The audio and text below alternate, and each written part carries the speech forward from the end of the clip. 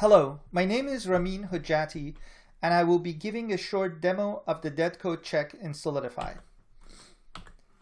Before you can run the auto checks in Solidify, you need a reset sequence. Fortunately, Solidify computes this automatically during compilation. I want to point out that many of the capabilities of dead code check are not covered in this short presentation. Of course, the main error that dead code check returns are the lines which are dead, and I will be showing that next.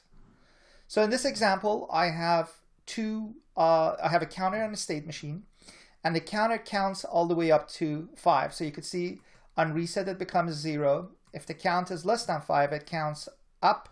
Otherwise, it becomes 0. So it cycles through values 0 through 4.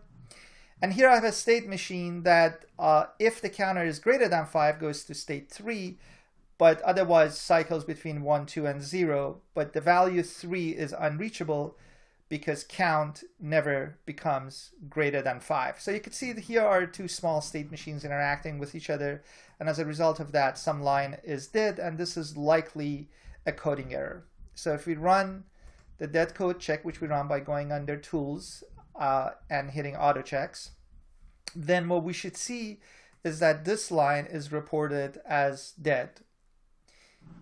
And we could see that that's indeed the case, and this is line 20, and it's reported as dead. Now, Solidify also has a lot of X analysis features, and it's probably best to demonstrate them through code.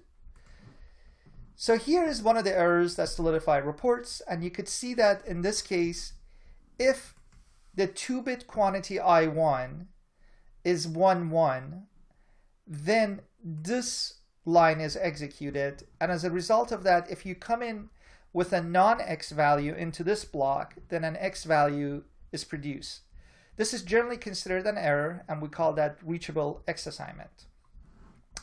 Down here, you could see that if you come in with an X value, so if I1 is, for example, XX, then that value becomes a deterministic value upon execution of this block.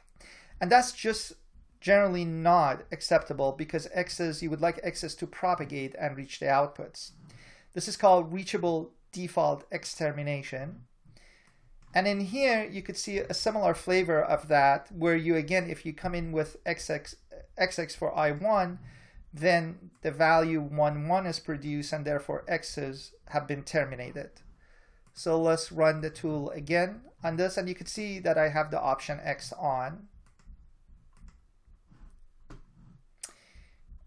And we should see the lines 15, 23, and 30 being reported as dead.